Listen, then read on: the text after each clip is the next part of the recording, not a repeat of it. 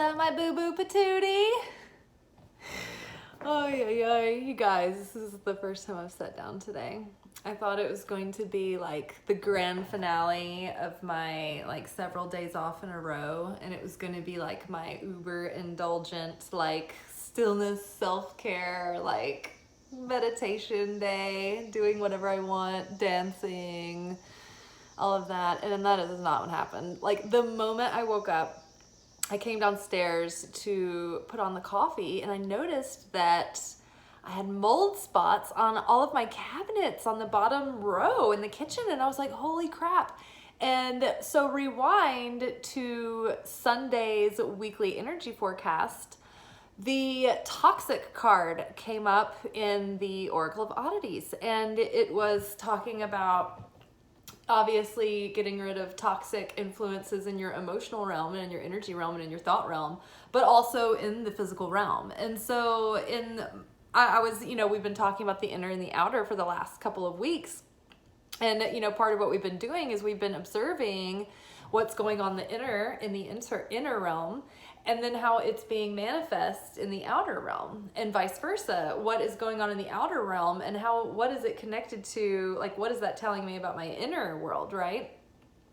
So I have had this like weird issue come up recently in the last few weeks during Cancer season, where I have had excess moisture like in the air, at the air of my house, and I've troubleshot it down to like, I ran into my neighbor today and she was like, no, we're not having trouble. So it's not just the humidity of like where we're situated, and it wasn't my leak outside. And so I remembered, okay, how am I going to deal with this? Because the damp rids are filling up like every couple of days and they're not really slowing down. So I was like, okay, there's something that is not being resolved. Like the leak I thought that the leak in the boat had been at least plugged, and it is not. It's just as bad as it was. So what is this? And I remembered when the maintenance guy came by before to see if he could solve like the issue and like fix the leak, he noticed that the condensation drain on my air conditioning unit had like been like twisted upward. And he was like, oh my God, no wonder you've had trouble. Like the condensation hasn't been draining out of your unit. So it's just been pulling up and, doing God knows what. And I'm like, oh my God. So he's like, well, I fixed it. It should be better now.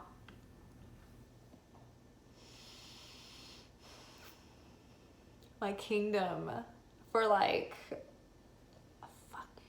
maintenance person or someone that fixes things, that like really listens and then really gets to the root of the issue.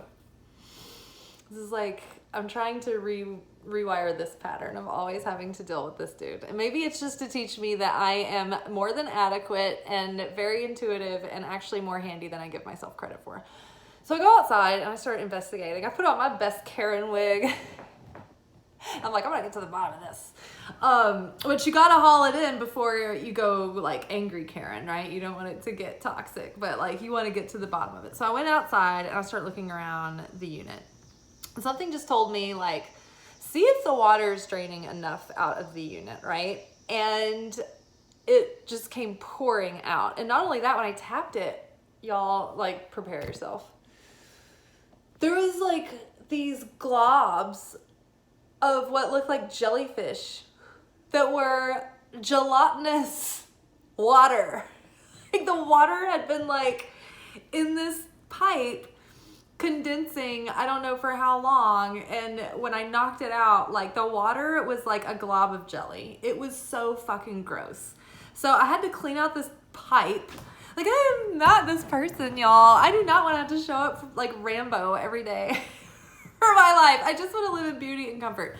So I'm like having to like do the grossest shit. Like I'm like cleaning this like gelatinous jelly water all out of the drain. And then I realized like there's just not enough space for the tube to like angle down far enough to get it at an angle where it's like a continuous stream of water flowing out. And so then I'm like trying to dig a drainage ditch underneath my air conditioning unit. So now I'm like graduated to like engineering, and Yeah, so and it's like the pipe is too long. It's just gonna like fill up with water and like be under the puddle. So now it's like every couple of hours I have to go out and check my pipe. I'm officially my grandfather.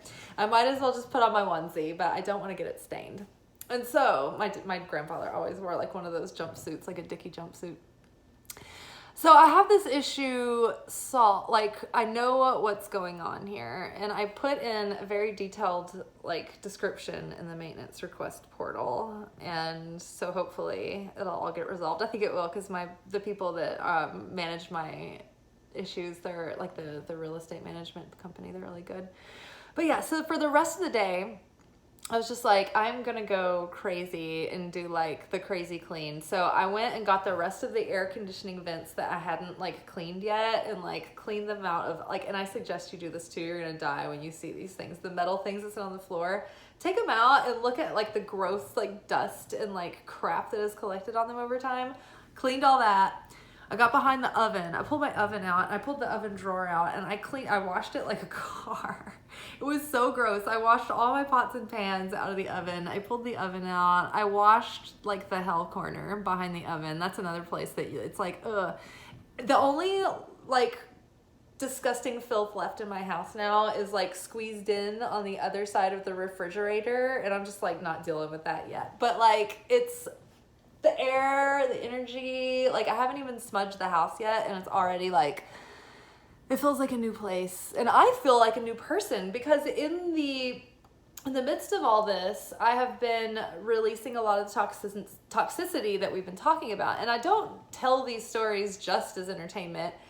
I always feel like they're good examples of how what we're doing, how we're integrating it into our lives, right? So I actually, like, that was a really good example of integrating the inner and the outer, seeing the lesson involved, and we'll talk about the inner lesson in a moment. But also like watching to see like what the things mean in our lives and what they're telling us. And then using our intuition and then taking divinely inspired action to solve the issue. So which is like integrating the masculine and feminine. So the issue of all of this stagnant water and the standing water, and then I had some dreams that tied into this too, was that there was just like some emotional residue from the past that just hasn't been brought into my awareness to get rid of. And recently I've been working through a lot of these things and processing through, and so there have been like physical manifestations of this in my life leaving. One being that I've been working on these stress knots in my shoulder. I've had shoulder knots like in the joints, like so deep in the muscles that it's been like causing like numbness and like weird feelings and tingling sensations throughout my arm. And over like the course of months and months, I have been like working these things like until they are finally like, I mean, it was just one solid mass, and now it's kind of like I got one knot the size of a pea. But I mean, these were like grape-sized knots. It was insane. And now my arm feels better, and it's not having the numb spells. But that was another issue I had to overcome, was not having total paranoia that there was some serious issue wrong with me. I listened to my intuition and I took action because I felt that my shoulder issue was due to stress knots and not anything serious, right? So that was another way that like we pause, like when something scares us, when we're triggered, we pause. Why is this in my movie? Okay. And then decide using our free will and like tuning in and asking for guidance and healing and direction and support. Okay. How do I follow up on this? Right. Because like, it would have been really easy for me to just make like 27 different appointments and go get like all these doctors and recommendations to specialists and second opinions and all this drama and all this cost and expense and time and blood, sweat, and tears and horror. Massage yourself. You just need to like really get in there and grind it down. And so that's kind of how it was resolved, which really ties into our message today, which was I drew from the bird cards and the Knight of Pentacles. Oh, but so I think did I get to the point of saying that there was some emotionally stagnant issues that were weighing me down, that were causing me to take in water on the boat more than was more than it was made for, because I was in such a heavy state that when I opened myself up to more emotion, it was all too much, right? Because I was already so weighted down. But by offloading all of this like cargo that has been weighing my ship down from underneath, I was able to rise and then open the portal windows and let the fresh air in and circulate. So that tied into the dream, right? And so this is all like playing out in my dreams and in my environment and in my emotions. And so today I woke up feeling like a new person. Like that movie Eternal Sunshine on a Spotless Mind. Like I just felt like the full card of the baby riding the horse on the sun card. Like, this is so crazy, right? So this week we will be challenged in different ways, and maybe ways that might be triggering and ways that are going to come up in a variety of manifestations on different levels. Look at how things are coming through on a physical, literal level. Look at how things are coming through in an emotional level. Look at how things are coming through in your thought realm, right? Watch how, or listen to the way that you speak about things. Pay attention to what you are taking in, right? We're paying attention to all of this now. Okay, so our cards for the day were Sparrow and Knight of Pentacles. So I think I'm just going to talk about the message and then I will read the Sparrow, because the Winged Enchantment is very poetic and soulful, and I think that this particular oracle deck is like one of those decks where you want to read the word for word message, because it's very specific. It's a very specific spiritual message. And I think that even just the words that she chooses to use speak to the soul in a certain way. So I'm like insistent on that book every time. Okay, so the Sparrow talks about, I'll speak generally first.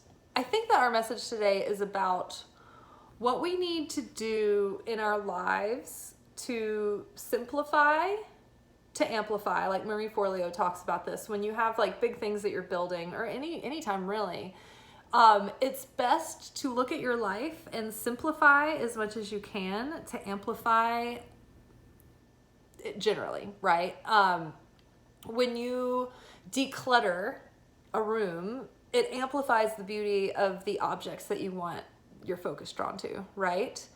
If you have a very inefficient system of processes in a company, it's not going to be a very profitable company, right? So we want to simplify all the things in our lives that we can. When I left film to go and find another job so that I could work on this channel, I looked for something that could simplify my life in every way that I could. And when I found the job that I have now at the restaurant that I work at, it was like I knew that was the place to be, because it simplified like so many aspects of my life, right? So when we simplify things, we are making it easier for our nervous system to just process all of the life that's coming through that we're keeping up with. And we have so much more energy to devote and focus to other things. Something that's interesting that I learned one time was that at least when Obama was in office, I heard that he had someone choose his outfits for him every day. And that might be the same for every president. But it's because when we have to make constant decisions, it wears down our willpower over the day. They've done neurological studies on this. It literally like depletes the brain chemistry that we have for the day to make decisions and to use our willpower and to use our self-discipline. So the more that we have to make decisions and decide and like think about things and strategize and make choices, it wears us down, and it wears down our self-discipline, and it wears down our willpower and our perseverance, right? So we want to do things that are simplifying our situation to maximize all of our energy, okay? We want to create structures that are like manageable and sustainable, so they are enduring, right? Because as we build things, and as we evolve and as we grow ourselves, our lives grow with it, and the things that we build grow with it. And that comes with complexities and responsibilities and complications. So we need to do things in a way that builds our strength and skills, wisdom and knowledge and threshold, the neurological, mental threshold, the physical endurance it takes to keep up with it, right? We need to learn how to build a lifestyle around maintaining an expanded next level way of living. All right, so that's a slow process. And even just going into our subconscious and trying to reprogram all of that and make new neural pathways, like that's exhausting to our nervous system too. So we really don't want to overdo it. We just want to take it slow and steady, just like the Knight of Pentacles. The Knight of Pentacles loves a job. He's like, let's take this into our own hands. I'm going to get this done.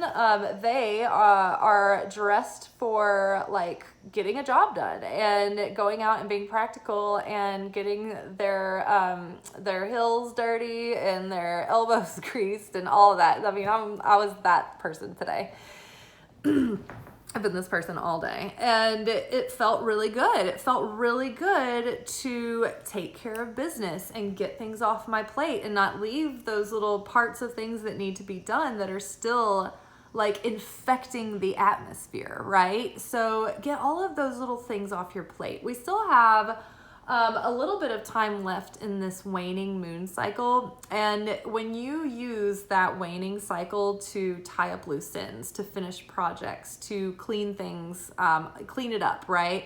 To kind of finish things off and bring things to conclusion, like you're going with the force of the cosmos, and they're helping you like actually have momentum or build momentum.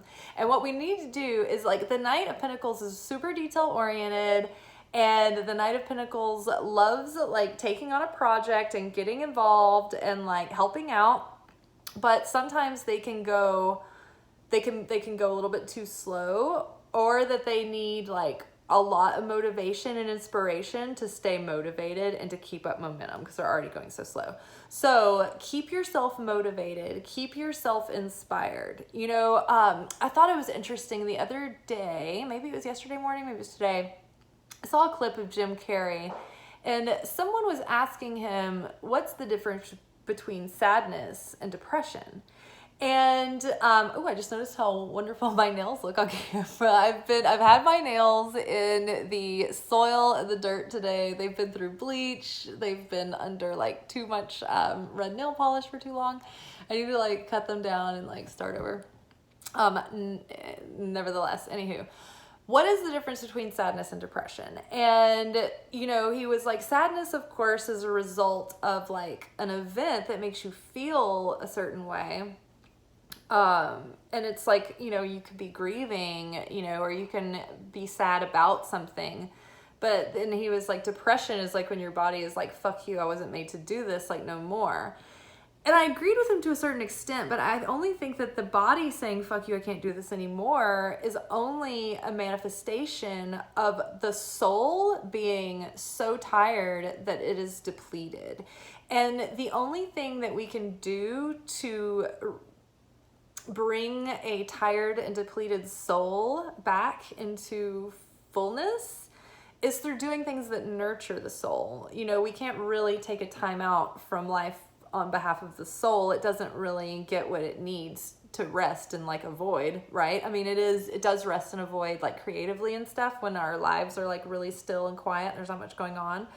But also, we need to nurture and nourish the soul back to strength, back to vibrancy, back to health, with giving it things that feed it, you know, food that actually makes you feel good when you cook the food, and you know that it's coming from, you know, good ingredients, and you have the satisfaction of making a meal from scratch and enjoying all the aromas and the textures, and you feel like a sense of accomplishment, and you feel a different kind of nourishment when you eat something like that you've put your effort into. That's just like a very basic example. what are some other examples? Nurturing your soul with like things that make your environment beautiful, you know, make your senses come to life. Wonderful smelling candles, looking at beautiful art, reading an interesting book that like ignites your imagination, or learning something that you are interested and curious about. Connecting to the source of all that is, obviously, and, you know, tuning into the Christ center in your heart is obviously going to be nurturing. But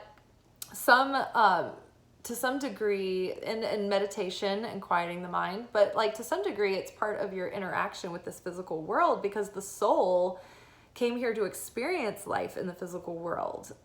So make sure and nurture yourself, like be around the people that bring you fulfillment, right? Or that bring you a sense of unconditional love, right? Because we don't want to look to others to give us fulfillment. We don't want to need from others, but we can feel uplifted when we have been with people that uplift us, right? You know, watching something funny. Like, I love watching comedy. It like really turns my mood around. You know, take a nice bath. Like, do things that take care of yourself, that make your soul feel like renewed. And if that's like, maybe you love film, maybe you're a big music person and you want to go buy some new music or whatever.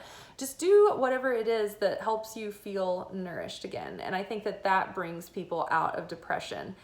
It helps. And it helps to move the energy in your physical realm. It helps to move the energy in your thought realm. It helps to move the energy in your emotional realm, because we don't want any of it to stagnate. And I think that depression is a signal that something somewhere, or in a variety of areas, is stagnating in our lives. And I'm not saying this as a person who's never struggled with depression. I do, definitely. But I do feel like I'm struggling with it less and less these days, because of, you know, the attention that I've put into transforming and offloading and exploring all of that stuff that was hidden, causing mold, causing, you know, the air to not be clear, right? So, also, I think that part of this building these structures and routines is lending itself in layered ways in our life. So we're changing on the inside. Our immediate environment is changing. We are showing up to our lives differently, but I think that this energy is going to be moving in our manifestations and in our goals. And I think that part of what we are all kind of awakening to, or feeling really drawn to, is that we feel like there's a goal or a dream or some kind of expression that's almost like tied in with like our purpose. And that could be different for everyone. You know, some people are really great at like holistic healing. Some people are really amazing at like cosmetologists, like people who do hair and like things like that. Like, they have a calling, like they are like helping people be, you know, feel good about themselves, but also they have these like great conversations in their chair. You know what I mean? So like your purpose is going to be unique to you.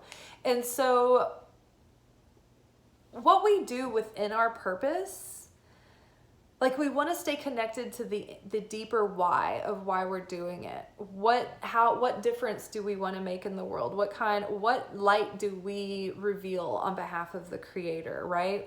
How do we be of service to this gift? And like, how do we be humble and have humility to show up, to feel like it's important, right? And each person has something important to contribute in their own unique way into the whole. Because one of the things about the Sparrow was realizing that we're not an island, right? We're part of a whole, and we are part of a collective, and we all influence one another, and we're one at the deepest level, and we're all connected. And even if we don't like the idea of that, we're all stuck here on one planet together, and our actions and our decisions and the way we think and perceive the world affects each other. It does. Like, I mean, just look at like the physical condition of our world right now is mirroring back, you know, the energy of the Sparrow. And so, like, when we start to our ability to cooperate and care about one another and love one another. And it's not looking too good, is it? It's not very good. So we want to think about all of these disciplines, all of this spiritual work, all of this like psychological work that we're doing, all of this manifestation work, everything that we show up to, we put our heart and soul in, including our creativity, including our dreams, including just being good company when we go hang out with our family, and being there and being present and being fully available and being, you know, a good listener and having our heart open. Just those things make such a big difference. But we're thinking about what kind of legacy are we contributing? Are we building for ourselves? You know, when we're gone from this life, like what are we leaving behind? How will people remember us? How did we treat people? You know, what did we contribute to the world? You know, it's not really going to be, you know, what did I acquire? Like, did I get that promotion? Like, I really was proud of my healthcare plan.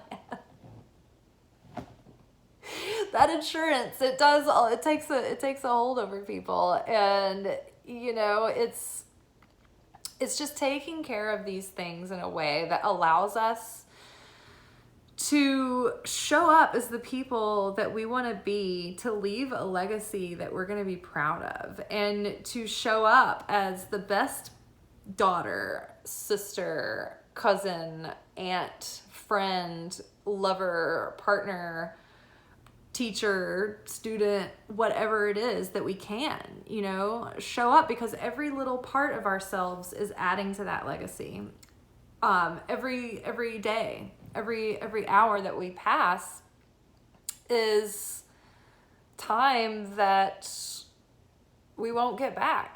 You know, and it's time that we're here on earth, on borrowed time, as a soul incarnating in a physical body with like missions and assignments and things to appreciate. Oh my God. Like, can you imagine if you died suddenly today and your spirit and your soul is going for the soul review and you realize that you don't have a body anymore, and you are like, wow, oh, if I could have had one more hug, one more kiss, one more piece of pizza, you know, it's all going to be over someday. So we want to, getting choked up about it, but we want to appreciate life while we're here, and appreciate life while we have it, and while we have the people here that we have. And, you know, we've had a lot of like parent healing themes come up over this last year. And they were big themes of the year, but it's like, that's where the root of a lot of our hangups come from. And if we can start by just dissolving all the blocks that we have in those relationships, it's going to be like that gelatinous water that it's like, once it starts flowing, like everything's going to start lightening up in our atmosphere, because that's the root of where the wound happened. So it's like the source of where the water's gone bad, right? And the whole stream is being flavored from that spot. So heal the parent wounds. Start with yourself first, and try to forgive and come to a compassionate understanding with your parents and about your parents, maybe even before you have any kind of confrontation or discussion with them about any of it. And ask yourself if it's necessary, because people are not on the path with you. Like, it's like when you're doing spiritual work, it's very tempting to be like, hey, everybody, life's getting better and better for me over here. Like, you guys should do it too. And hey, I'm processing all my stuff, so I'm going to like dump all this on you with me. And it's like, no, you can't. You have to respect your parents' boundaries. They may or may not want to talk about these things or be ready to talk about them. And they may not even have the fertile consciousness to be able to process it the way that you are. It might just make them defensive and hurt, right? So it may not be constructive to talk to them about it ever, but maybe not yet, right? So you want to work on all this stuff within yourself. And sometimes you can resolve it on your own, and like, you don't really need their validation. like, if you are waiting for your parents to validate you or to give you an apology or to give you closure about something, then you're giving them all the power to like affect your whole life still, right? When you give someone the power to make you feel whole and complete and worthy, then you also give them the power to make you feel incomplete and damaged and not worthy. So do all this healing within yourself. Try to do the forgiveness work and try to allow all of that like toxicity to be washed away so that you can at least be operating from like a neutral ground and not be so triggered. Like the last time I was hanging out with like my dad, I talked vaguely about the tension that I have with him. He could have really upset me the last time I saw him. I could have been like really like pissed and frustrated and like probably like crying and devastated and all of that like usual, or like I have in the past. Not really like usual. It's become less and less over time, over the years. But this time I wasn't even that like, my feathers weren't even that ruffled. I was just like, it is what it is. Like, it's not going to get much better. So it was just like, how do I navigate the situation around the fact that he's going to be this way? And how do I just maintain over here so that I can keep my vibration attracting not that? You know what I mean? All right, let's read Sparrow. And then I'm going to get off here and I'm going to make... I cut some dill from my garden, so I'm going to make a dill and cucumber salad with my own dill and cucumbers. And then I'm going to make a dill butter and use it. I got some stillhead trout and I got some sockeyed salmon. So I think I'm going to make the trout tonight and I'm going to eat the salmon over the weekend. But super excited, baked potatoes and everything, very indulgent. And it'll be the first time I've relaxed all day. It's just been so crazy. And I'm going to smudge the house. I'm gonna get it really smudged up with sage and dragon's blood and maybe even copal, and then like it's gonna be like heaven on earth. We're gonna be in a new place. All right, you guys, Sparrow. I am Sparrow, the enlightenment of self-worth. I am pride in simplicity and honor in the commonplace. I am the one standing vigilant. I am power in numbers and the contentment of being part of the larger whole. Just belched. Much of human endeavor thrives on originality, of standing out boldly from the crowd. My wisdom encourages the acknowledgement of the role of community and family to shape your personal destiny. You cannot always fly solo, but you cannot neglect the threads that bind it all together. This is, I feel like, is a typo because I feel like they used the word but when they should have used and. Because let me read it again and it makes much more sense. You cannot always fly solo, and you cannot neglect the threads that bind it all together. You are approaching a time that will require a group effort and a need to blend in while fostering your imprint on the world. It is a mighty gift to flit about the world unseen. And a greater gift to know that you have flocks behind you if you need them.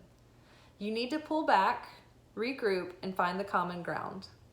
You are engaging humanity. You are part of something great. You are open. You are Sparrow. We are Sparrow. Love it, you guys. Speaking of flocks having your back, you're my inner circle. You're my flock. If you want, sign up for my email list. I always put the link in the description box. There's usually some good things in the description box that's worth taking a look at. I do not send out emails that often, at least not recently. It's something that I want to get back into because it was like my little weekly zine. It was so cute. I got super into the design. It was gorgeous. I do have like an Etsy shop that I would, talk about what was going on in there, in the newsletter. And then I'd have like an article on something like insight or whatever that was like the theme of the week kind of thing. But I haven't done it in a while. But so I basically say all this to say that there's really neat stuff in my, newsletter, but I won't bombard you with like a whole lot of like over the top like email marketing. Not that that's bad, but I just haven't had the time or the energy to do that.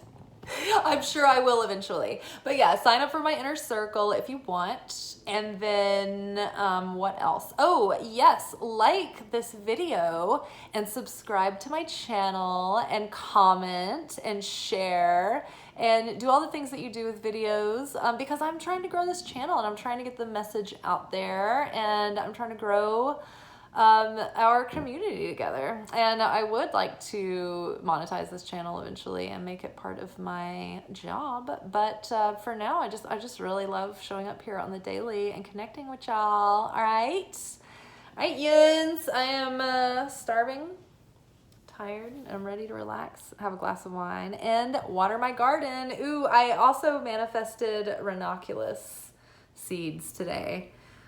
Which was great because I didn't have any for the season. So I ended up trying to plant them late in a planter that didn't do anything and just see what happens because we have such a long summer here in the South. I mean, it'll be warm until November. So I thought, oh, I'll experiment. And then I got extra packs that I can plant in the early winter if that doesn't work.